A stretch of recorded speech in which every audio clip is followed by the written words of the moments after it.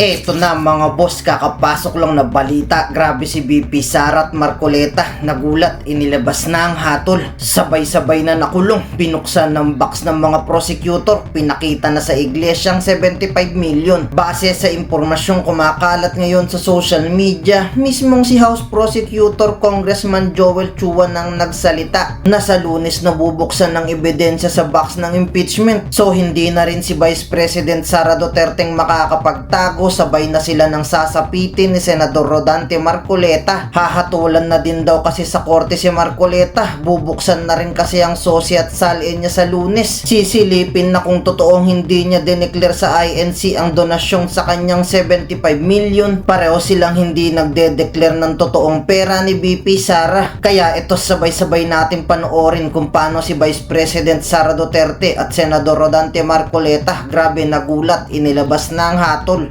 Sabay-sabay na nakulong, binuksan ng box ng mga prosecutor, pinakita na sa iglesyang 75 million. Pero bago tayo magpatuloy, baka pwedeng i-click nyo muna ang like, share, comment, subscribe at i-hit nyo na rin ang notification bell kung gusto nyo ng mga ganitong klase ng video para laging updated kayo sa mga susunod pa nating ibabalita. Kaya tara, panoorin na natin to. The long wait is over. Sa Lunes ay inaasahan po natin magsisimula na ang trial na matagal nang inaantay ng ating mga kababayan. Sa July 6, alas 2 ng hapon, ang simula po neto. Inaasahan po natin na sa Lunes magkakaroon ng opening statement ang magkabilang opposing camps, no, sa parte ng prosecution at sa defense. At hopefully, sa Lunes ay mareresolba na rin po yung mga pending motions na amin pong inihain sa impeachment court. Ang isa pa po na inaantay po natin lahat ay yung pagbubukas po ng mahiwagang box na hanggang ngayon po ay hindi pa rin po na bubuksan at namamarkahan. Kaya inaasahan po natin na ito po ay mareresolba na po sa darating po na Lunes. So maraming salamat po. Kong, alam kong ikayalis ng maaga kaya didikdikin ka na namin ng tanong. Isa sa matagal ng pangamba sa paniningil ng pananagutan sa mga Duterte, yung seeming popularity nila sa masa. May makabanta na magkakagulo daw kapag ka ito'y inalis sa pwesto o sinuspindi, may magpi-people power at pababagsakin kung sino man ang administrasyon. Ano ang inyong, paano may kukunig ito? Yung bang naganap ng Martes na bigla ang supposedly malawakang rally at sa kasagsagan ng rally, ang Panguli umalis ng bansa na tila hindi nagpakita ng pagkabagabag na maaaring maganap politically. Ito ba'y lalong nagpatibay sa resolve ng mga naniningil ng accountability sa Duterte na hindi na kayang ligligin? Hindi tayo banana republic. Ang Pilipinas ay matatag politically ang mga institusyon.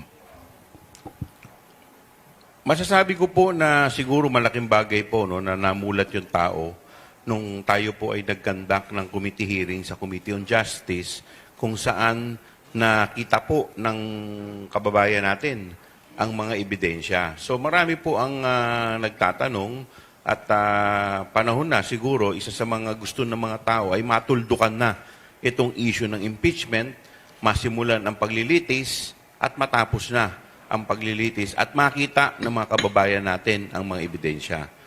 Lumalabas po, meron po kaming nakitang survey, 82% ng ating mga kababayan ay sang-ayon sa impeachment trial. So hindi naman po ibig sabihin na itong 82% ay naniniwala sila na guilty na ang ating Vice Presidente.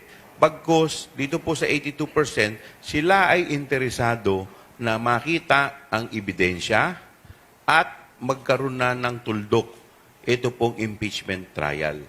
So, kaya po marahil, isa rin po ito sa dahilan kung bakit parami ng parami ang sumusuporta po dito po sa impeachment trial. At inaabangan na rin po ito ng ating mga kababayan. Tong, bago maganap ang unang pagdinig sa impeachment trial, maraming nagsulputan, quote-unquote, yung word na nagsulputan, na mga issue. May maleta, may envelope, kung ano-ano pa. wala na bang makakapigil, wala nang makakadistract sa isipan ng mga nasa gobyerno, kagaya ninyo, at saka nasa mga mamamayang Pilipino na dapat nang managot. Hindi na kami madidistract ng kahit ano pang mga galaw pang politika. Well, hindi po natin maaalis na maglalabasan maraming fake news na naglalabasan at naniniwala kami na habang sinisimulan itong impeachment at mas umiigting itong trial sa impeachment, mas umiigting din ang mga paninira, mga fake news para ma-divert ang atensyon ng ating mga kababayan dito po sa impeachment. Nang sa ganun, hindi makakuha ng matinding suporta sa ating mamayan. Pero kami po, sa panig po ng prosecution, ay nakafocus lamang kami sa aming gawain, sa aming trabaho, at ang focus lamang namin dito ay mailatag ng maayos ang ebidensya sa ating mga kababayan. At makita ng mga taong bayan kung totoo ba o hindi itong mga paratang sa ating Vice Presidente. Dahil alam po ninyo, wala pong pinakamatinding panabla sa fake news kung hindi po ang ebidensya na ilalatag po namin. Okay po, Kong, nakita niyo naman yung marami sa mga ebidensya, naging mahalagang papel niyo sa pagkuha ng ibang mga ebidensyang ito. Sa inyo pong personal na paniniwala, yung mga abogado ng depensa naniniwalang guilty siya. Trabaho lamang ang dahilan kung bakit sila nagtatanggol. Hindi ko po masasagot yan, pero siguro, ano po? Hindi ko po masasagot kung ano po yung kanilang pananaw sa depensa. Basta't kami po, ang trabaho po namin, yun po ang aming gagampanan sa abot po ng aming makakaya. Sige, at this point, Kong, are you very upbeat about yung magiging impact nitong impeachment trial and the evidence na nag-gather nyo would lead to conviction? Well, una-una, hindi po kasi kami allowed na mag-discuss ng merito ng kaso. Kaya nga po kami meron designated na spokesman. Pero ang po pwede ko po sa inyong mai-discuss ay yung mga po pwedeng mangyari at kung ano po pagdating po ng impeachment ay kung ano po yung mga naganap sa loob. Pero as to the merit ng kaso ay kami po, ang mga miyembro po ng prosecution, ang miyembro po ng depensa, at ang mga miyembro po ng senator judges, lahat po kami ay hindi po kami allowed na mag-discuss ng merito. Kung during the pre-trial conference, yung prosecution attempted to pre-mark yung BIR box, yung pamosong BIR box, but you failed. Sa pagbubukas ng trial sa Lunes, magtatangka ba kayo na muling pag-usapan itong isyong ito? Well, in fairness po kasi, nung pre-trial conference, kaya po hindi po nabuksan yung mahiwagang box. Kasi po, yung clerk of court, yung tumatayong clerk of court po, ay wala naman po siyang power para magdesisyon. Kaya ang power lamang po, ang may kapangyarihan lamang po para makapagdesisyon kung ito ay bubuksan o hindi, tanging ang mga senator judges na umuupo po sa impeachment court. Kaya sa Lunes po, inaasahan po natin na magiging maigting ang bakbakan po ang in terms of sa mga pending motions namin. At isa nga po ito sa pending motion na nakalatag po at nag-aantay po sa impeachment court. Ang responde ng depensa ko, payag sila na buksan yung box. Pero, dangan nga lamang, ito ay sa isang executive session. Ano ang punto de vista ng prosecution dito? Well, kami po naniniwala na hindi naman po kailangan na ito ay sa executive session dahil ito po ay impeachment court na. So parang halimbawa po sa kaso po ng mga tax evasion. So di po ba pag ang sa korte nag-i-issue ng subpoena at sinasubpoena ang BIR para sa mga ITR, di po ba allowed yun? So po pwede po nating maihambing ang impeachment court sa korte kung saan pinapayagan na po yung ganito. Yung pong kanilang sinasabi, marahil ay kasi doon po sa NIRC, National Internal Revenue Code, Yung binabanggit po kasi doon na sa executive session, kung may hearing sa committee level. Pero ito po hindi na po ito hearing ng committee level ng in aid of legislation. Ito po ay impeachment trial na. Kumbaga, mayahantulad na po natin ito sa isang korte. Nalala ko kung doon sa bank secrecy law, exemption, yung impeachment, na pwedeng mabaliwala pansamantala yung bank secrecy law. Yung bang kapangyarihan yon na ma-exempt sa secrecy, kasi doon din nakabata yung ano, na BIR sa secrecy, yan ba'y nakapareho din no, kapang explicitly nabanggit sa saligang batas na pwede sa impeachment trial? Doon kasi sa bank secrecy law, ang pinag-uusapan po kasi doon yung bank account. Opo. At doon talaga expressly nakalagay po doon na sa impeachment. Dito po kasi, ito po, kagaya po ng kaninang paghahambing ko, ito po ay parang inahantulad ko po sa korte. Kung saan ang korte po, pwede po magsampina ng mga ITR sa BIR. So, ito rin naman po, itong impeachment court ay tumatayo bilang isang parang korte. Pwede po natin maihantulad ito. So, kaya yung sampina rin po, nai-issue rin po nito, ay po pwede po nating masabi na yun po ang mga magiging grounds para mabuksan ito. But just the same, ako po, isa lang naman po ang tanong ko. Kung wala naman pong tinatago, ano naman po ang dahilan para ito po ay ipagkubli sa taong bayan? Dahil ang issue po kasi dito sa impeachment ay pananagutan, accountability po. Okay. Kung for us non-lawyers na nakakaunawa ng mga salita, binagit yung salitang maihahalin tulad sa korte. So, ibig sabihin, wala pang ruling ang korte rito before sa ganitong kauri na kaso sa secrecy ng BIR records. Tingin ko, hindi ko po alam dun sa mga previous impeachment kung nagkaroon po ng ganitong issue sa BIR. Pero dito po kasi ay masasabi ko na kasi nung dati yata sa impeachment ni Corona, ang naging issue yata doon is yung SALN. Tapos sa impeachment ni dating presidente, yung account, yung envelope na hindi nabuksan.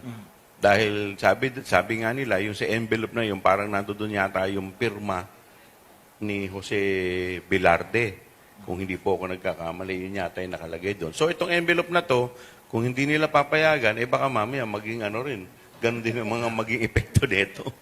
Kung dahil matagal na itong napag-uusapan, I suppose na nagkaroon ka din ng pag-aaral. Ano? Can you educate us? Yung educate my ignorance or innocence, as the case may be. Saan ba nababata yung secrecy niyan na batas ng ating mga tax records? Ano yung dahilan kung bakit inilagay sa batas yung secrecy? Binanggit po kasi ito doon sa commissioner ng BIR. So, ako naman kasi po, nung stand ko po doon sa committee level, nung kami po ay nagko-committee hearing, ang stand ko ay po pwedeng buksan. Kasi ang dahilan ko po dyan, doon sa ating saligang batas, inaalaw ang Kongreso na mag-promulgate ng sarili nilang rules. At ang nagsasabi po nito ay ang saligang batas. Ngayon, doon po sa rules namin, inaalaw kami na mag-issue ng subpoena.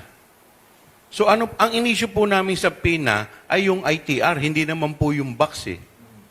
So ito pong laman ng box, yung ITR, yung po ay produkto ng subpoena na in-issue ng Committee on Justice na binibigay po sa amin na kapangyarihan ng saligang batas. So, parallelism, para higit na naming maunawaan. So, sinabpinan nyo halimbawa yung pera na maaring magpatunay dun sa krimen. Let's say, bulto-bulto ng pera, 1 milyon. Dinala sa korte yung pera, pero nakasilid sa vault. Ngayon na pinagtatalunan kung pwedeng buksan yung vault o hindi bubuksan yung vault. Kasi po may nakalagay pong specific dun sa NIRC. Ang sinasabi po kasi sa National Internal Revenue Code na ito pong ITR, po pwede lamang ito kung ito ay bubuksan sa executive session at saka pag ito ay in aid of legislation. Eh, ang sinasabi nila, yung Committee on Justice, hindi naman po ito in aid of legislation. Dahil yun nga ay part ng impeachment proceeding. So, kaya lang ako po, yung sinasabi ko po naman yun, yung kapangyarihan namin na mag-issue ng compulsory processes ay base po sa rules kung saan kami ay pinahihintulutan ng ating saligang batas na mag-promulgate o gumawa ng sarili naming rules. So, ano pa ang epekto ng rules ng compulsory processes kung ang magiging bisya lamang nito ay padala doon yung box at hindi naman yung nilalaman nito. So kung magkakaganon na hindi pwedeng buksan, assuming for the sake of discussion, so ibig sabihin ng kapangyarihan ng impeachment court ay mas mababa kaysa kapangyarihan ng RTC, ng Court of Tax Appeals? Hindi, iba naman po kasi dahil yun po yung usapin na yun doon po sa Committee on Justice. So dito naman po kasi sa impeachment court, kagaya po ng binabanggit ko kanina na di po ba sa mga korte, yan, ang korte po pag nag-issue po sa BIR, pag nag-issue po ng subpoena para padala po, halimbawa sa mga kasong tax evasion, so papadalan po yan ng ITR, ng mga dokumento, hinga ng dokumento yung BIR. So yun po, pinapayagan. Eh ito naman pong impeachment court ay inahambing po natin sa korte. Kaya ito po, ako po naniniwala na dito po ay pupwede na po. Alam naman natin na yung Senate, may a number of them are dyed-in-the-wool supporters ni VP Sara. Parang rabid supporters of VP Sara. Do you expect any fireworks at this point na mag-move sila to declare it as parang charade or and have it terminated for lack of basis or factual basis? Kung babasahin po natin yung ating saligang batas, ang trabaho po ng Senado ay mag-try. Trial by the Senate shall forthwith proceed. So, ibig sabihin, wala po silang tanging gagawin kung hindi mag-conduct ng trial. So, bagamat meron po mga pending na doon po sa answer ng ating Vice Presidente, may tuturing po natin na parang motion to dismiss. Kasi nakapaloob po yun dito. Pero sa amin pong paniniwala, hindi po pwedeng i-dismiss ng Senadong to nang hindi po nagkakandak ng trial. So yung dismissal po, pwede po mangyari yon once nagdesisyon na ang Senado, pagkatapos po ng presentation ng ebidensya, pagkatapos po ng trial, mag-render na po ng desisyon ng ating Senado either to convict or to acquit. Pag inacquit po, yun na po yung po pwedeng dismissal. Dagdagan ko lang yung tanong ni Kuya Butch. In 2 days, the trial starts. Real talk. Do you see further attempts by the Vice Presidents come to delay itong proceeding? Yung kampo niya. May nakikita ba kayong mga tangkapa? Sa ngayon po, wala naman po akong nakikita pang delay na mangyayari. Dahil 2 days na lang po, sa Lunes na, at mismo yung ating Senate President ay nag-issue na ng kanilang mga summon at tingin ko naman ang Senado ay puspusan na rin ang paghahanda. So any delay, tingin ko ay magiging katawa-tawa na. Attorney, sa Attorney Dino, sa impeachment naman,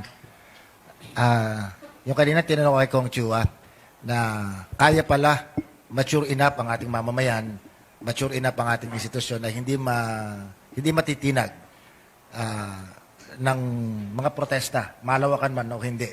So, kayo ba mas lalong lumakas ang kalooban ngayon na makakapagdesisyon independently ang mga impeachment judges? May babasahin po akong statement namin sa Bantay Senado at saka statement din namin sa Advocates of Public Interest Law kasi siguro alam niyo po na kami rin ang nagkaso kay Senator Marcoleta na regarding doon sa kanyang supposedly sose. Dalawa po yung kinaso namin, perjury and disqualification case. Pero bago ko po sa basahin yan, siguro kung mapapansin niyo po yung journey ng ating bansa nung nakaraang mga taon, no? Ang lagi siguro nating tatanungin meron pa bang pananagutan at katarungan sa Pilipinas? Because the past decade, makikita natin, may mga nananapak ng sheriff, wala man lang kahit anong tatamaan ng kahit anong kaso. Disbarment man yan, no? O ano ba yan, sa Code of Ethics ng ating mga public servants. Malawakan yung patayan noong nakaraang dekada, halos araw-araw may namamatay na may 10, 20, 30, nawalan na nga kayo ng count dito sa media. Hindi na nga natin alam kung ilan talaga yung namatay, pero halos walang napanagot nung nakaraang dekada, no? Pero nung nakaraang mga araw, nagkaroon ng rally, no? At hindi na naman natin alam kung mapapanagot dahil kung makapangyarihan ka pa o hindi. Bottom line is, I think our society is in a threshold and in a crossroad. Kung anong klaseng bansa ba ang gusto natin. Ang klaseng bansa ba na gusto natin yung may pananagutan, hindi yung pag makapangyarihan ka, miyembrong ka ng isang powerful na religious sect, or Duterte ang apelyido mo, o meron ka supposedly death squad, hindi ka na mapapanagot. That is the kind of society that is the kind of question that our society confronts, no? Kung makapangyarihan ka ba, mayaman ka ba, tunay nga na hustisya ay sa'yo lamang at hindi dun sa mga may hirap. And as I've mentioned in my past appearances here, napakalinaw po na ito ay retake, di ba? Retake ng whether or not our institutions will be strong enough. No? So babasahin ko po itong aming statement dito sa Bantay Senado at saka mamaya po pag-uusapan ko rin yung statement namin sa Advocates of Public Interest Law. The next few days will be a defining moment for the rule of law in the Philippines. First, the Senate, sitting as an impeachment court, must prove that no one is above the Constitution. The coming impeachment trial will be one of the most important constitutional exercises in our democracy. It is a test not only of the allegations against the Vice President, but for the Senate itself, whether it will act as an independent impeachment court that faithfully upholds the Constitution and will decide based on evidence. Therefore, we at Bantay Senado is urging we at the Bantay Senado are urging the Senate impeachment court, do not use kid gloves on Vice President Sara Duterte. If ordinary resource persons have been cited in contempt and compelled to appear before congressional inquiries, there is no reason why the respondent in an impeachment trial should receive more favorable treatment and not be compelled to appear to her own impeachment hearing and respect the due process enshrined in the Constitution to determine the accountability of the second highest official of the land. Hindi po pwedeng again, kid gloves, hindi pwedeng walang pananagutan, hindi pwedeng nagdadalawang isip ang ating mga institusyon na gamitin ang kapangyarihan nito at mandato nito sang-ayon sa saligang batas. Again, because we have to tiptoe around a very powerful personality kasi once again, Duterte kasi ang apelyido o once again, miyembro ng isang sekta. The Senate must be prepared to exercise all the powers granted to it under the Constitution, including compelling the attendance of the Vice President whenever necessary. Kanina po, no, sinasabi, pwede bang isampina? Pwede bang buksan yung box? Ang pananaw po namin dyan sa Bantay Senado, aba natural. Dahil ang impeachment court, ang impeachment process, ang pinakamataas na mekanismo ng pananagutan sa ating bansa. No one is above the Constitution, no? And napaka-importante na yung impeachment court will exercise its coercive powers, no? Napakalinaw rin po sa amin nga na ang aim sa accountability ay transparency at pananagutan at hindi kung nag-e-expect ng privacy ang isang public official na para bang ordinaryong tao, wag siguro sila maging public official. The highest public officials of the land don't have the same reasonable expectation of privacy as regular private citizens. On the matter of voting, we subscribe to the view expressed by several luminaries, including former Justice Secretary and four-time Senate President Franklin Redon, that it would be an absurdity to insist that conviction always requires 16 votes. The Constitution is clear. Conviction requires the concurrence of at least 2/3 of all the members of the Senate. It did not say 16. It did not use the absolute number 16. The Constitution used 24 as an absolute number for the membership of the Senate, but it used 2/3 of the membership of the Senate. Ibig sabihin, fraction po yan. Fraction of what? And that what has to be interpreted in light of public accountability. because Senate membership is not set in stone always, depending on the circumstances. We are seeing those circumstances today. Senators may be unable to discharge their duties because of incarceration, prolonged absence, or other legal impediments. We have seen this during the incarceration of Senator Jingo Estrada. Up to this day, Senator Ronald Bato de la Rosa remains in hiding, while, of course, Senator Rodante Marcoleta himself is facing a non-bailable plunder case. The Constitution was crafted precisely to address these realities. Kung sa 24 na senador ay may 10 na nag-resign, for example, nakulong o incapacitated to perform his or her duties, ang ibig sabihin ba nun, hindi na mangyayari ang impeachment forever? Wala nang pananagutan sang-ayon sa saligang batas. Ang pinakamatataas na opisyalis ng bansa, tandaan po natin na yung impeachment na artikulo ay nasa Law on Public Officers, nasa accountability section ng Constitution. At ibig sabihin nito, hindi kinontemplate ng mga framers sa Constitution na mawawala ng pananagutan. Ang pananagutan po dapat 24/7. Second, I will discuss the legal implications of Senator Rodante Marcoleta's admission that he received 75 million pesos, which he now claims was a gift. The Supreme Court has consistently ruled that public officials have been dismissed from service over 1,500 and imprisoned over 20,000 pesos. Kung ang ordinaryong kawani ng gobyerno ay nakulong dahil sa 20,000 pesos at natanggal sa serbisyo dahil sa 1,500 pesos, dapat makulong din si Marcoleta sa pagtanggap ng napakalaking 75 million pesos nung siya ay congressman at siya na mismo nagsabi, batay sa mga dokumento na kanyang isinumite, ay hindi pa siya kandidato. Sa kaso ng Merencillo versus People of the Philippines, kung saan nahatulan ng isang examiner ng Bureau of Internal Revenue sa ilalim ng Anti-Graft and Corrupt Practices Act, matapos tumanggap ng 20,000, na kulong yung taong yon. Sa kaso ng Villaros versus Orpiano, kung saan sinibak sa serbisyo ang isang empleyado ng hukuman matapos manghingi ng 1,500 sa isang mamamayan. Binigyan din ng Korte Suprema na ang pagtanggap o paghingi ng anumang halaga, gaano man kaliit, ay may tuturing na grave misconduct. Iginit din ng Korte na mahigpit na ipinagbabawal sa mga kawani ng gobyerno ang pagtanggap ng anumang regalo o token. So bakit tayo may double standard? Dahil ba parte ng isang makapangyarihang religious group? Yung ba yung gusto natin mangyari? We are happy in the Advocates of Public Interest Law that the case was still filed despite the fact that there were protests in an attempt to prevent the due process from actually happening in our country. Pangatlo po, at gusto rin namin sabihin siguro sa Advocates of Public Interest Law, we are urging the leadership of the Senate to also already withhold the budget and the salary of the offices of absentee senators. Absent nga yung senator, hindi nagpapakita bakit sumisweldo at bakit sumisweldo yung mga staff. At nakalagay rin po sa plunder law na automatically suspended yung mga nakakasuhan ng plunder. Bakit sumisweldo pa ang mga tao sa opisina? If the principal is suspended, why is it that the office continues to function?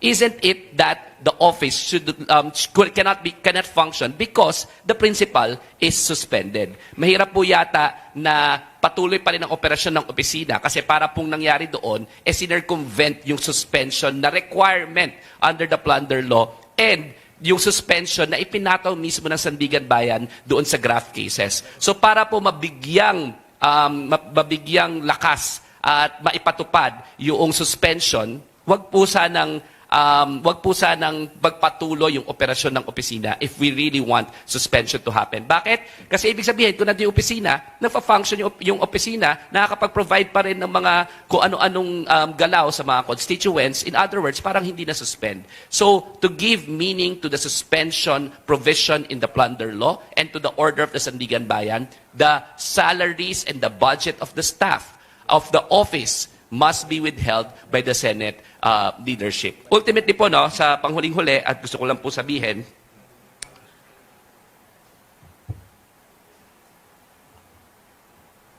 as a lawyer, it is very important for me, and seriously speaking, let me stress, the Filipino people deserve equal justice, equal accountability, and institutions that apply the law without fear or favor. No, yan po yung sinasabi ko kanina na nasa threshold tayo, nasa crossroad tayo, at sana po pipiliin natin lagi ang bansa, ang lipunan, na there's rule of law, there's accountability, hindi namimili kung kanino ipapataw yung hustisya at ang batas. Maraming salamat po, and we're ready to take your questions. Sige. Tanungin naman natin si Atty. J. Tolosa, spokesperson ng House Impeachment Panel, ang yung designation. Yes, magandang umaga ho. Do you have any questions first? May opening prayer ka na. Hindi, yung prayer sa korte, di ba? Prayer din yan. May opening statement po kayo o ready na kayong tanongin na I'm lang? ready to take questions. Okay. So, tanongin na natin. Maraming spokesperson itong prosecution team. Para hindi malito yung kasama namin sa media, ano yung pwede namin itanong sa'yo? Hindi pwedeng itanong. Ano yung pwedeng itanong at hindi pwedeng itanong doon sa ibang spokesperson? Sige ho, liliwanagin lang ho namin. I think ang pagkaiba ko ho sa ibang spokesperson is I'm also part of the prosecuting team ho. No? I've already entered my appearance as a private prosecutor. So, dahil ho dyan, no, mag-apply ho sa akin yung sub judice rule under the rules on impeachment ho ng Senate. So, ibig sabihin ho nito, hindi ho ako pwedeng magbigay ng comments and disclosures relating to the merits of the case. Pero may exemption naman ho yan, yung dun sa doctrine of true and fair reporting. Ibig sabihin, pwede naman ho naming madiscuss no, yung mga bagay na natalakay na sa paglilitis, yung hong nangyari na sa korte, yung hong mga argumento na nailahad na sa mga submissions ng parties.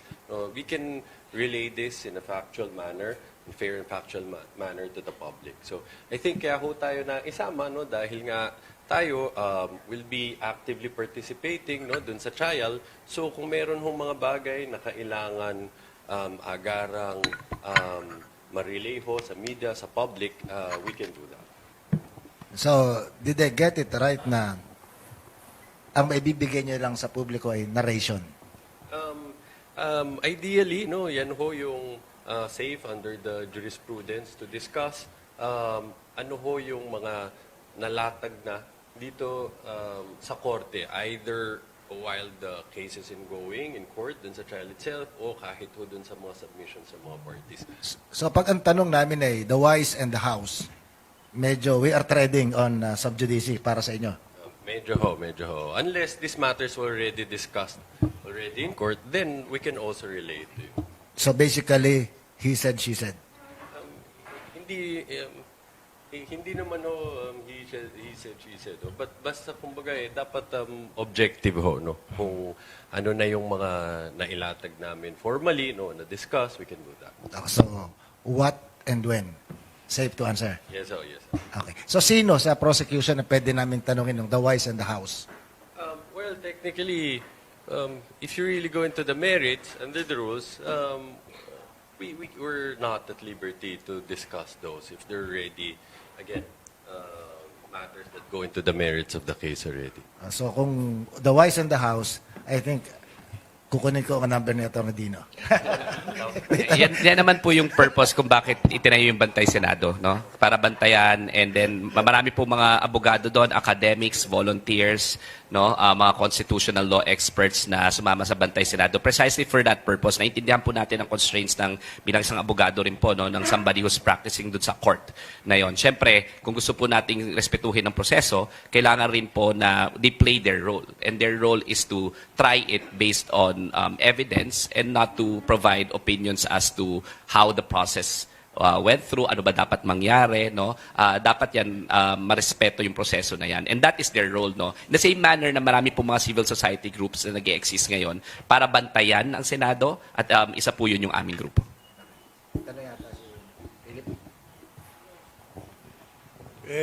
Pardon the ignorance of my question, pero gusto kong malinawan, ano ba talaga yung division of labor, yung hatian ng trabaho ng private prosecutor at public prosecutor?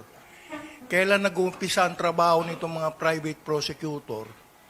At ano ang ginagawa nito maliban sa paglalatag na, alam ko yung mga doktrina, mahaling sa inyo manggaling yan dahil kayo yung may mga karanasan niya, litigation, kayo yung may mga law office eh. Itong mga public prosecutor natin, maliban sa kanilang mga legal staff, wala namang law office na sumusuporta talaga eh. Di ko lang alam kung makikialam ang CPBO. No? Okay ho. So under the rules, malinaw ho, no, the participation of private prosecutors should always be under the direct control and supervision of the public prosecutors. Ibig sabihin ho nito, sila ho talagang nangunguna dyan, sila namumuno dyan, kami ho ay tigabigay ho ng suporta. No, so let's put it in concrete terms. So ngayon ho, no, habang nagpe-prepare kami para sa paglilitis, so kami ho ay tumutulong sa pagsasaayos ng mga ebidensya, pag-prepare ho ng mga witnesses for the trial, at least those that we could already interview and communicate with. No? Of course, we prepare legal memos in support of the yung arguments ho ng prosecution, no, dun sa mga issues that we're anticipating to arise during trial, no. And then during the trial itself, we're also allowed to actively participate, no. Again, in concrete terms, ibig sabihin nun, pwede din ho kaming magpresenta at mag-cross-examine ng witnesses, no. Malinaw naman ho to, allowed naman ho ito under the rules, no. Rene-recognize ho yan, yung active participation ng private prosecutors. And makikita naman ho natin sa mga na lumipas na impeachment proceedings, pinayagan naman ho yan. Attorney, magandang umaga. Yung tanong ko lang has something to do with partly dun sa nabanggit ni Attorney Dino. As we speak, nakikita natin yung paglago ng bilang ng mga senator judges who are now facing criminal charges. Is this a concern for the prosecution? Well, unang-una ho, no, we don't engage in vote counting. No? Ang focus lang ho namin dito, siguraduhin ho namin, makakapag-presenta ho kami ng airtight case, no, backed ho by overwhelming evidence para sa pagtapos ho ng paglilitis na to, ano man ho yung maging interpretasyon dito sa 2/3 threshold na to, ay we will able to secure it ho. Nabanggit nyo yung threshold, so naging aware na rin ng mga mamamayan dyan dahil itong mga nagdaang araw, nagiging tema naman ito ng usap-usapan. Sa tingin po ba ninyo, from where you sit, attorney, ang bagay ba na ito ay eksklusibong dapat talakayin ng Senado bilang impeachment trial court? O sa tingin ninyo, kinakailangan pa ng judicial intervention para matuldukan yung usaping ito?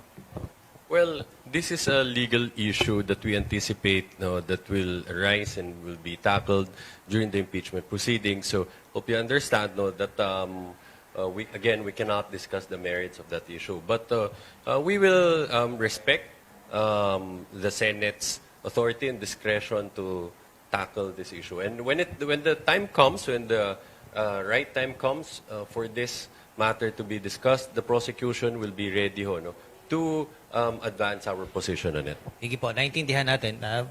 Yung tanong po na yan, tanungin ko kay Attorney Dino. Baka mas mabigyan tayo ng latitude para sagutin. Well, yung sinabi ko nga kanina dyan sa 2/3 na issue na yan, no, sa aking palagay ay lalabas at lalabas yan. Pero I agree with Attorney Tolosa na ang pinaka-safe pa rin natin makuha yung 16. Para lang hindi na maging issue yan, di ba? In a lot of instances, fair or not, laging sinasabi, di ba, the Supreme Court has ang maraming nagsasabi, no, na nagdi-disagree sa mga decisions ng Supreme Court because of unfair criticisms of the members of the court, because supposedly of affiliations. Para maiwasan na yan, no? Para maiwasan na yan, sa aking palagay, dapat makuha yung numero ng 16. And it's not possible. It's not impossible. Why? Because of evidence. Ang lagi ko sinasabi, ebidensya, ebidensya, ebidensya, ebidensya. Ano bang nakalagay sa ebidensya? Diba? Sinabi na ng impeachment court before na pag hindi ka nagdeklara ng cash salin worth 130 million sa kaso ni Chief Justice Corona, impeachable offense yan. Ito zero ang nakalagay. Zero ang nakalagay sa kanyang salin na cash. Tapos may 6 billion na labas-pasok supposedly, sabi ng Anti-Money Laundering Council. That to me are very glaring pieces of evidence. No? Res ipsa loquitur na nga ang tawag namin dyan sa pag-aaral ng batas. No? The thing speaks for itself. Kahit na kailangan siya ang mag-explain. Kung hindi may explain ni Sara Duterte yan, kung saan galing yung 6 billion na labas-pasok sa kanyang bank account at binibigyan siya ng chance na mag-explain dito sa impeachment proceedings, kailangan makonvict siya. Lalong-lalo na nalagay niya zero. Eh marami pa yata ang cash kahit sino sa inyo dito. May 20 ba kayo sa bulsa? Di ba? Yan, nire-require yan sa bawat kawani ng gobyerno. Pero again, exception na naman ba ang Vice President? Ilang beses na ba naging exception ang mga Duterte sa lahat ng kanilang pinaggagawa, di ba? Balikan natin, no ba? Magiging isa raw sa mga witnesses yung pinagsasapak na sheriff. Di ba? Pinagsasapak na, nag-i-implement ng court order, walang kagalos-galos. May isang dekada na yun eh. May isang dekada rin, wala. Di ba? Bakit? Makapangyarihan and may propensity yung pamilya na gumamit ng dahas. Takot ba? Lagi kong tinanong, takot ba ang sambayan ng Pilipino? Takot ba ang ating mga institusyon? Takot ba ang ating justice system? Takot ba ang ating mga mekanismo ng pananagutan? Pag makapangyarihan, may impluwensya, violente yung mga tao? Di ba? Yun yung mga questions na kailangan nating harapin sa mga susunod na araw. Attorney, nabanggit nyo ayaw tumistigo nung sinapak na sheriff. At ito yung nagtatrabaho pa sa sa hudikatura until now, Hindi ba katanggal-tanggal yun? Kasi pagtalikod dito sa kanyang tungkulin. Can I address that? Sige po. Oo. Well, dito ho, wala pa naman hong sabina na issue yung court, no? But I'm sure, alam ho niya, naiintindihan ho niya. Dahil tulad ho ng sinabi niyo, dahil nagtatrabaho ho siya sa judiciary, alam ho niya, no? Just like any other person, kapag nakatanggap po yun ng sabina, nasa batas ho yan. Kailangan ho natin sumunod. Ako. Hindi ko kayo tatanungin dyan kasi alam ko nasa prosecution team. Bigyan natin. Si Atty. Dino, kasi itong dating sheriff na ito, hindi pa nga nasasampi na, nagbigay na ng pahayag na gusto na niyang manahimik at ayaw sumali sa legal process. Hindi ba parang, sabi nga ng mga tambay, ay parang mahinang nila lang. Hindi nababagay sa hudikatura na kinakailangan magbigay ng desisyon o gumalaw na naayon sa batas kahit malaking tao ang masagasaan. Siguro, yan ay indikasyon na simptomas ng ating lipunan, no? And justice system. Di ba? Tandaan nyo, 30,000 namatay sila ni Rodrigo Duterte, walang kaso. Hindi kasi ganun kadali. Naintindihan ko yung buhay ng lowly sheriff, court sheriff na ginagawa yung trabaho. Sino ba naman gustong pinagsasapak ka na hindi ka pa magkakaso? In broad daylight, sa harapan ng TV. Sa akin nga hanggang ngayon, takot. Hanggang ngayon, ayaw makasama. That is a kind of trauma that we experience under Rodrigo Duterte, under Sara Duterte. So, kung ako tatanungin, alam mo, hindi kasi madali pinagdadaanan Ideally, dapat merong tapang yung society. Kaya ngayon yung tanong ko kanina, gaano ba tayo katapang? Or are we a land of cowards? Are our institutions weak? Ito ba yung kind of society na gusto natin? And those questions will be confronted by the sheriff when the time comes. When the sabina comes, no? At sa aking palagay, sana po magtulong-tulong tayo para siguraduhin yung mekanismo will work at sana pati siya, no, i-heed yung sabina. I think he will because ultimately he's an officer of the court, diba? Kasi parang hindi yata pag sheriff hindi, no? Hindi. Kasi attorney, hinihikayat mong maging matapang yung taong bayan na humiling accountability. Yun, habang buhay nabibigyan ng pera ng gobyerno, maski retirado na. Alam natin sa hudikatura, malaki ang kanyang separation pay kapag nagretiro. Ayaw nga manindigan Kinakailangan pang isang pina. Di ba? Parang, anong ehemplo ang hinahanap natin para kayo ay manawagan na ganyan tapang sa taong bayan? Yun na nga Ano bang ehemplo? Napakagandang tanong. No? Anong ehemplo ang gusto natin? Are we asking a lowly sheriff to be the example? Or are we asking that from the senators, from our Supreme Court, from our judiciary, from our Secretary of Justice before? Tandaan natin itong lowly sheriff na to, saan siya huhugot ng tapang kung hindi naman siya poprotektahan ng ating mga institusyon at nagpakita ng kaduwagan ng ating institusyon at ang ating lipunan noong mga nakaraang dekada. So, I understand completely why it is difficult. I've made so many instances in my life na magpapatala ba ako sa takot o hindi? Hindi madali Diba? And I'm certain that the sheriff will be able to confront that question, and I'm certain that he will appear when the subpoena comes. Yun ang aking tingin bilang abogado, no, at as a fellow officer of the court. Pero tandaan natin, hindi madali kasi our institutions have not protected our witnesses. Our institutions have not protected victims. Our institutions have not protected even us lawyers. 63, 64 lawyers have been killed during the Duterte administration. Wala namang nahuhuli. And paano ka magpapakita ng ganong klaseng tapang kung our institutions are not working? Which is why I urge, di ba, our society ngayon na ipakita natin our institutions are actually working. Speaking of subpoena, Attorney Dino, nung isang araw, naglabas ng order ang korte, impeachment court, asking the Vice President na to appear doon sa paglilitis. At ang sabi naman doon, may kulatilya na pwede naman magpadala ng kinatawan kung hindi dadalo. So, yung grupo po ninyo very consistent doon sa pagsasabi na ito yung pagkakataon para sa kanya, para dumalo. Sa tingin po ba ninyo, sa mga nangyayaring mga bagay na ito, meron kayang pagbabago sa postura ng Vice President? Sa akin palagi, hindi pa rin siya dadalo. Kasi hindi naman sila sanay sa pananagutan, di ba? Ilang beses naman na ginawa na yan sa budget hearing, magwo-walk out, magtatantrum, so ayaw na magpakita. No? Walang paggalang sa institusyon eh. It's a question of how our institutions will assert its authority. No? Kaya nga ang aming panawagan, kung ang mga lowly ordinary witnesses, again, pinapahuli, ini-exercise yung coercive jurisdiction, bakit yung Vice President hindi? Yung tumanggap ng 1,500, tinanggal. Yung tumanggap ng 20,000, pinakulong. Pag lowly ordinary citizens, nagnakaw ng sardinas, kulong.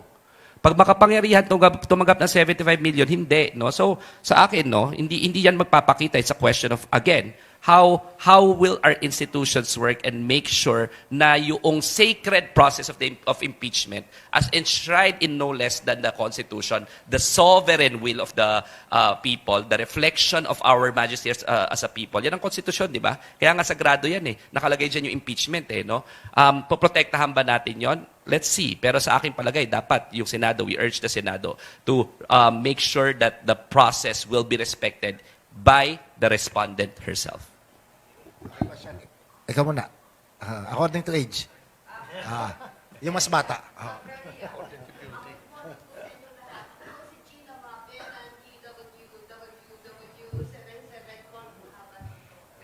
Pwede po bang balikan ko lang po yung issue ni Senador Rodante Marcoleta?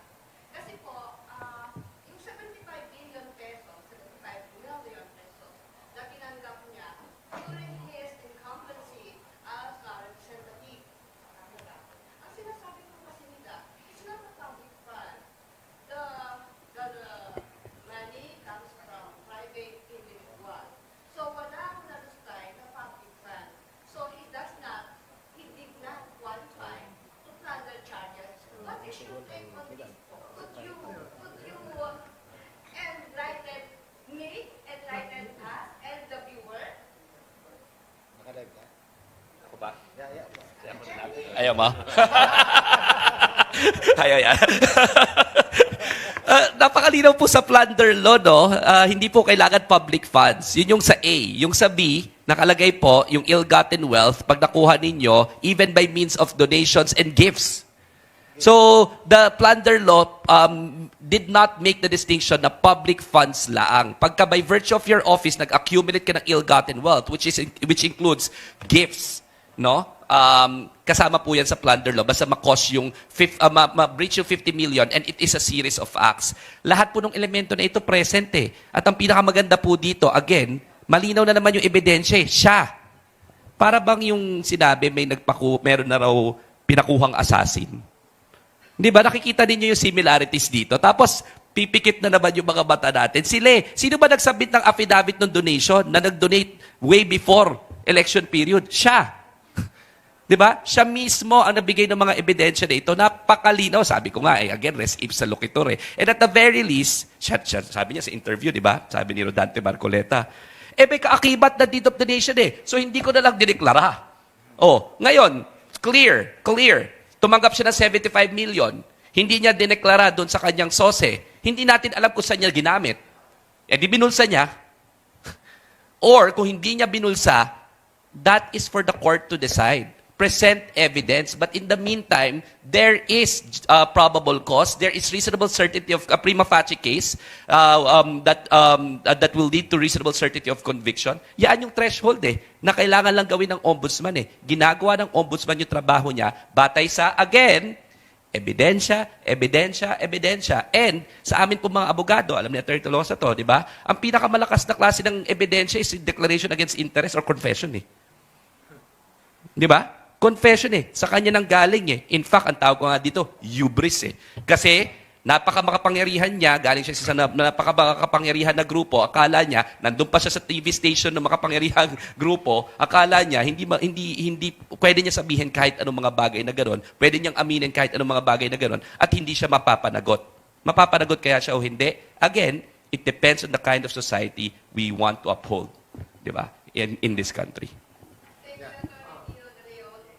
Attorney, follow-up question lang po doon kay Senator Marcoleta. What can you say about the timing of the filing of the charges? It happens just a few days before impeachment starts. Well, it recently happened Alam ko po kasi kami po yung nag-file ng kaso Kami nag-file ng kaso doon ng perjury at kami ang nag-file ng kaso na disqualification. And then the process took place, 'di ba? Nag-motu proprio investigation din yung COMELEC, in-endorse yung aming in-endorse ng ombudsman yung aming perjury case sa COMELEC, no? So nag-motu proprio investigation sila and then sinabit doon yung mga dokumento And then nagdesisyon yung COMELEC na sa aking palagay ay napakamaling desisyon na liable daw yung donor pero yung kandidato hindi. Hindi ko talaga makompute sa aking isipan kung paano nangyari yon. Pero yung ebidensya doon nakalap noong mga panahon na yon and during that proceedings So the timing I think is only right because it's pretty recent. It's pretty recent. In fact, buti nga na i-file na. Ngayon, may connection ba ito sa impeachment or wala? No? Sa akin, regardless and non-issue. Balik tayo sa ebidensya. Di ba? Lagi naman kasi nga sasabihin na naman, political lang yan and all, no? Whether political or not, let's take a look at the evidence. At kung malinaw yung ebidensya, kahit sino pa yan, regardless of timing, we have to make sure that the rule of law prevails in this country. And based on what you said kanina, when the senator is facing counter charges, he should be automatically suspended. This means that he should not be able to participate in the trial. This should not be participate in the trial. His office... There's a warrant. Correct. And his function, his office should be closed down. Yun sa aking palagay, his office should be closed down. The office, I'm a taxpayer, no? 'Di ba? Lahat tayo dito taxpayers. Bakit tayo magbabayad para doon sa supposedly hindi nagfa-function na opisina? Bakit? Ayon sa batas na dinecide natin in our sovereign capacity. It doesn't make sense, no? So dapat hindi kasama sa bilang at dapat sarahan yung opisina habang suspended. Last ano po masasabi mo? Kasi there are senators kanina nagpa-interview saying na until there's a warrant, he should be allowed to participate in the trial. Kasi hanggang ngayon wala pa namang warrant. Tama naman kasi kailangan i-determine yung i-determine yung probable cause ng korte personally, no. So I agree, no. Hindi pa just because sinampahan doesn't mean nandoon na siya sa coercive jurisdiction ng court. The coercive jurisdiction of the court will only happen the moment the warrant is served and therefore nagkaroon na ng personal determination yung judges na merong dapat magpatuloy yung trial. So I agree with that opinion. Attorney, kung masuspende o makulong ang isang senador at hindi makapag-participate sa kanyang tungkulin, para saan? Kung ano man ang gawing research ng kanyang staff? Yung nga pa yung sinasabi ko. Tsaka bakit may capacity pa at tayo pa yung nagbabayad na, kasi alam niyo naman ng legislator, may political staff yan. Pupunta sa field. Di ba? Meron niyang legislative staff, meron niyang mga researchers, at marami pang iba. Bakit ako yung nagbabayad doon suspended? Nakukuha niyo po ako? Bakit tayo ang nagbabayad doon suspended? Bakit pwede pa rin siyang magpunta sa field, yung mga staff niya, mangampanya, mag-organize doon, na ang nagbabayad, Senado, kung ang turing ng batas hindi dapat nagfa-function siya. Nagfa-function siya noon. Para tayong noon, di ba? Parang palusot lamang. Optics lang ba ang bansang ito? Na, na-suspend, hindi siya magpapakita. Pero fully functioning ang office. exactly the same. Hindi lang papasok doon sa opisina yung senador, pero exactly the same ang setup. May sweldo pa rin. Kayo pa rin mga Pilipino nagbabayad. So I think there is something morally repugnant and wrong there. Diba? It's not just morally repugnant. For practical reasons, hindi na effectuate yung genuine intention of the law to impose suspension to prevent the senator from influencing, tampering evidence, diba? And dahil grave yung accusations, to prevent him from causing further damage to public service. Diba? Eh lahat yung mangyayari pa rin kung fully functioning pa rin yung kanyang opisina.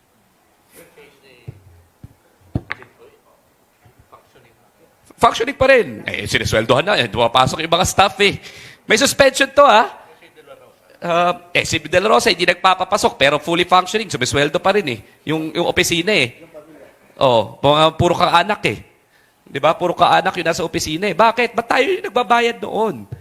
Pwede pala yun, no? Pwede pala yun na hindi magpapasok lahat ng mga senador. Fully functioning naman yung office, sabihin nila eh. Ganon din ang kongresista. Ganun din. Nasuspended, Ganun din. Pwede pa rin gumamit ng 7 and 8. 7 and 8 na plate number. Pwede lahat Pwede nga. pa rin gumamit. 'Di ba? Kasi nga hindi na effectuate fully eh. If we really want to make sure na yung suspension is effectuated and for lahat ng mga reason kung bakit na suspend to begin with, yung practical consequences that will be faced, sa akin dapat sarhan yung opisina. Pati yung diplomatic passport. Lahat Pwede pa rin kung gamitin. lahat ng privileges pertaining to the office, dapat yun suspended din. 'Di ba? Suspended din. Kasi hindi pwede mag-operate yung office kung wala yung kanilang principal. Kaso nag-ooperate ang office kahit walang principal. At na may MOOE. Yeah. May tanong pa ka sa media? Sige, bago. Linawin ko lang po na yan ay panawagan namin sa Advocates of Public Interest Law, yung nagkaso doon sa kay Rodanto Marcoleta. Yung panawagan sa Bantay Senado is to make sure that the Senate will uphold the processes and make sure na walang double standard sa application ng ating mga batas. To Attorney Tolosa and to Attorney Dino. Sir, kung sakasakali lang po, no, yung non-appearance, if ever, ng Vice President sa start ng impeachment trial following yung pag-summon ng impeachment court, what does that say, if ever, yung non-appearance ng Vice? Well, we of course recognize the sentiment of the public that there's a demand to hear her personally address these allegations against her and face the impeachment court. But of course, we have to respect the rules which allows the impeachment court to give her the option to either appear in person or through counsel. So ultimately, that decision belongs to her and, of course, with the advice of her counsel. So we leave it to her. Sa amin naman po sa Bantay Senado, while we appreciate that the decision belongs to her, it does not mean that we like the decision. Di ba? So, ibig sabihin, tayo ang huhusga ultimately, di ba? Ang Senado ay hinuhusgahan ng taong bayan, ang respondent ay huhusgahan rin ng taong bayan. And sa aming palagay, yung the mere fact na hindi siya attend is again a disrespect to the process. Respetuhin natin ang proseso. Respetuhin natin ang saligang batas. You might not agree with a lot of the senators there, although ang dami-dami naman yung kakampi doon supposedly. No? But you ought to respect the process. Attorney Tolosa. Ted Cordero po from GMA News. Good morning. Balikan ko lang yung appearance ulit ni VP Sara. For the prosecution side, do you prefer ba na si VP Sara ay mag-appear in person sa trial niya or there's no need for that? Well, again, of course, and that will be good, no? But at the end of the day, it will not affect how we will present or prove our case.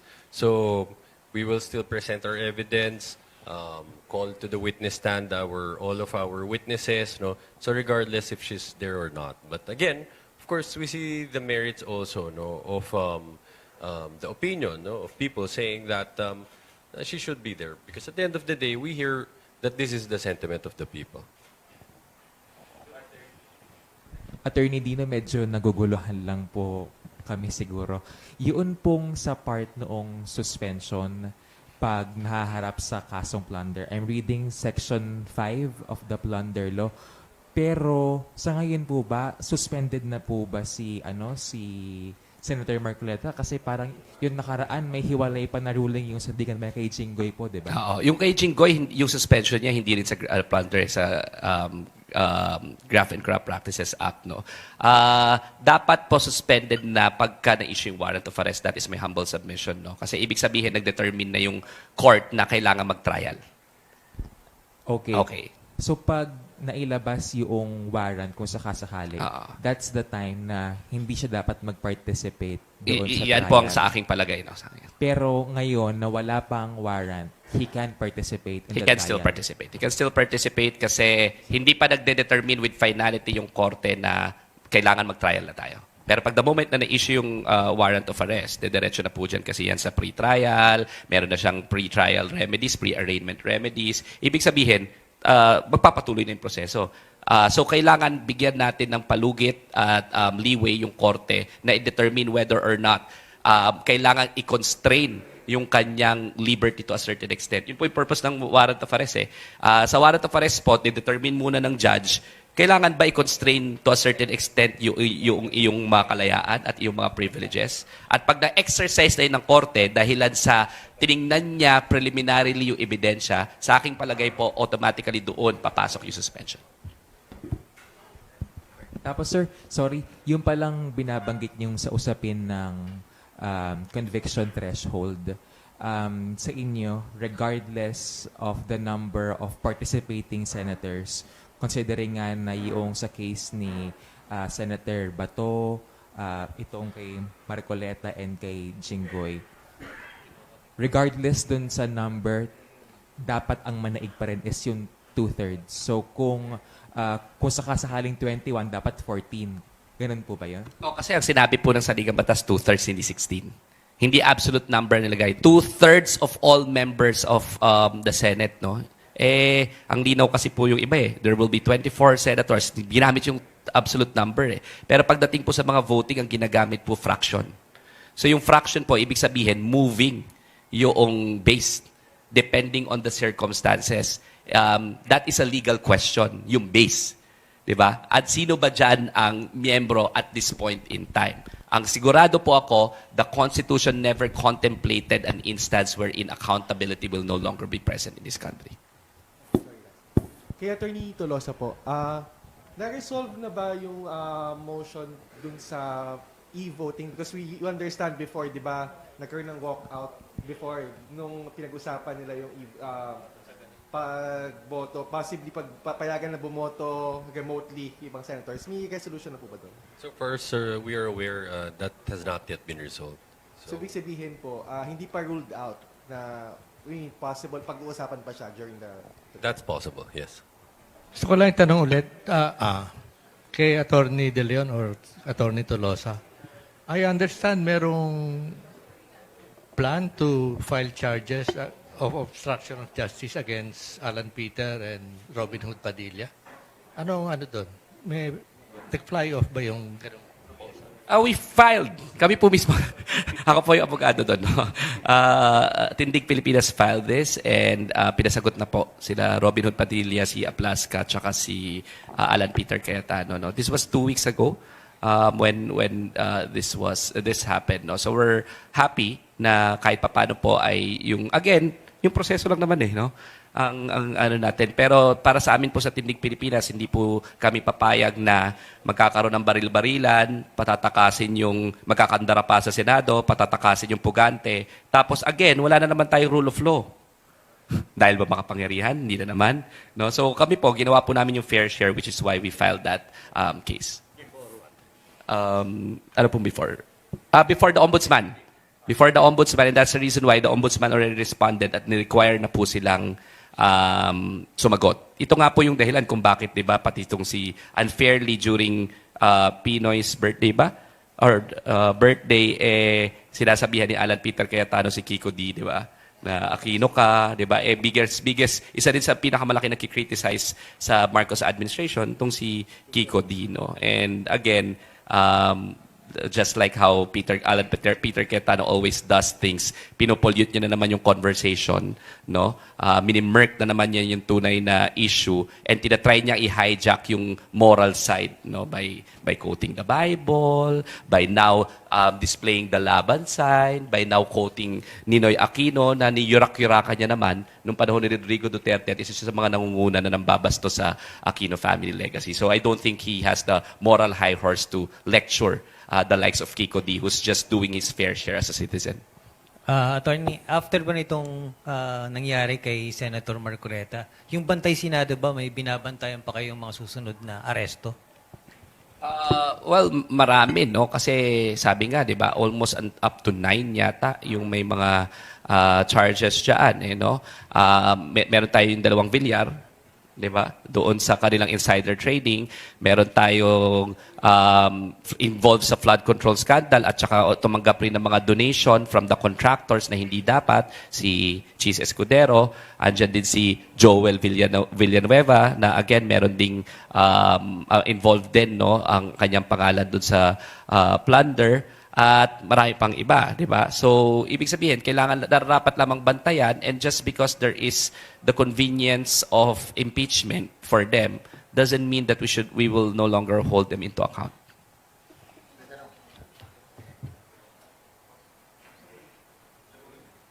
Good morning, Isaiah Mirapuentes from Billionario in Abante. To Attorney Tolosa, regarding lang po dun sa isa sa mga motion nyo po na for impeachment, yung pagsama sa private prosecutor na mag-examine sa mga testigo. Siguro just for our soundbite na rin at maintindihan ng publiko, why is it necessary po na makasama yung private prosecutor na mag-examine ng mga witnesses? Let me clarify this matter. No? Una-una, wala namang issue, no, whether or not we could actively participate in the trial by way of presenting and cross-examining witnesses. Pwede ho talaga yan under the rules, pinapayagan yan. At tulad ho na sabi ko kanina, even in the past impeachment proceedings, pinayagan naman ho talaga yan. Okay. So ang request lang ho namin dito, which is currently pending with the impeachment court, no, ay yun hong payagan both a private prosecutor and a public prosecutor to examine the same witness, no, with respect to different areas of his testimony, no. Ang rason ho dito, lalahanin ho natin yung areas, no, that will be covered, no, in this impeachment proceedings. They're very varied, no. Merong hong usaping about SALNs, bank records, AMLAC records, government liquidation reports, handwriting experts, no. So ang lawak ho ng usapin at maganda ho na kung sino ho yung merong mas malawak na experience or expertise tungkol sa mga bagay na to, hayaan silang makapagtanong. No? Kaklarify ho namin, sa normal na paglilitis sa mga kaso, ginagawa ho talaga to. No? We're not asking for special treatment. Normal ho yung ginagawa. No? Usually, for example, we're taking on first chair duties, meaning kayo ho yung actively na nagtatanong. Pwede ho kayong mag-yield, no? At ibigay nyo yan doon sa other member ng team at siya naman ho mag-take on ng first chair duties. Pwede ho yan. Ang bawal lang, yung sabay na nagtatanong dahil dyan ho magiging magulo. No? Pero magiging maayos naman ang daloy ng examination kung paisa-isa lang naman, no, tilipat. At the end of the day, ang purpose ho nito, no, is this will be beneficial for everyone. No? Hindi lang sa prosecution, para sa impeachment court, and para sa viewing public, no, para mas mailabas ng mas mabuti, no, yung katotohanan in an efficient and clear manner. So we don't see any reason para hindi ho ito payagan. After all, the assume dapat lahat naman tayo dito or after getting the truth out. So kung ito yung pinakamaganda at mabising paraan para gawin yon, hindi ho namin nakita dahilan para hindi ito payagan. During the pre-trial conference, anong sinabi ng defense team kung bakit ayaw nilang payagan yung private prosecutor? As stated in their comment, they're saying that this may disrupt the proceedings. No? Sinasabi nila baka makagulo ho daw. But as we've stated, magiging magulo ho yan kung ang hinihingi namin dalawang nakatayo na sabay, private at public prosecutor, nakikipag-argumento, nagtatanong sa witness. Talagang magiging magulo yan. Pero hindi yan ho ang hinihingi namin. No? Ang hinihingi lang namin is when the situation calls for it, when the evidence calls for it, payagan ho na ilipat yung first chair duties dun sa another prosecutor. Thank you. Yun na yung regarding naman sa pre-trial order. As I understand, hindi na po tayo nag-comment or nag-reply sa pre-trial order. Tama po. Hindi na tayo ho nag-comment. No? Unang-una, wala naman ho kaming nakitang seryosong issue dyan no? na kailangan pa ho naming address by filing a comment. At lalo na, gusto lang ho naming masigurado na wala na hong mangyari pang bagay na baka magamit pa para maantala yung pagsisimula ng paglilitis sa Lunes. One last question. Ang sinasabi po ng prosecution nitong mga nakaraan, if ever daw na mabibigat na yung mga testigo at ebidensyang unang mapepresenta nila, ay posibleng hindi na po tapusin yung lahat ng trial dates. Kasi nga sobrang haba ng requested trial dates ng prosecution, which is 60 and 62 sa defense team ay 30. So, ibig sabihin po ba yung flow ng presentation of evidence, yung mga unang grave threats, susundan ng confidential funds, nakabase po ba yun sa bigat ng mga ebidensya, kaya ganun po yung flow nung apat? Hindi naman, no? As we've explained, well, una, just to clarify, as recognized ho by the impeachment court, ang prosecution ho may ultimate and sole discretion ho yan, no? How we will present our case. So kasama ho dyan, anong unang articles of impeachment ang amin tatalakayin, paano ho pagkakasunod-sunod, pati ho yung mga testigo na ipipresenta namin. So ngayon, bakit inuuna namin ang grave threats? As we've explained ho before, ito ho ang tingin namin, ito ho yung charge na mas madaling sundan no? ng lahat.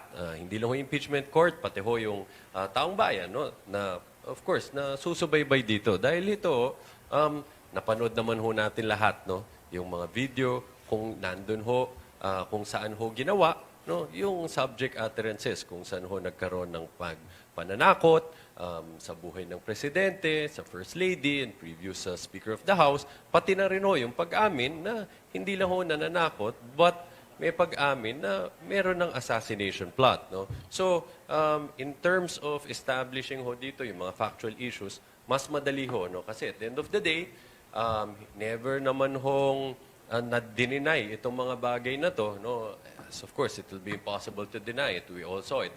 So, yan ho yan. But, as recognized in the pre-trial order, we maintain discretion no? If the situation calls for it to modify ho yung presentation of articles of impeachment, yung evidence in support of that. Alright, thank you, Attorney. Attorney Dino, bago magkahiwalay, kasi marami naman kayong organization na, I suppose, pwede kang mag-comment dito. Pwede bang mahingi ang komento sa mga taong nagtitiis? Sabi nung isang lalaki, magandang asawa ko, batang asawa ko, maraming leading lady, nagtitiis lang ako para sa inyo. Palagay ko na, panood mo na yung viral na video yun. May viral clip dun sa rally si Senador Robin Hood Padilla na parang sinasabi niya, siya nanduroon lang dahil nagtitiis siya para maglingkod sa tao. Ang sinabi niya, maganda raw ang kanyang asawa, bata ang kanyang asawa, marami siyang leading lady, pwedeng mag-artista na lang siya. In essence, ganon.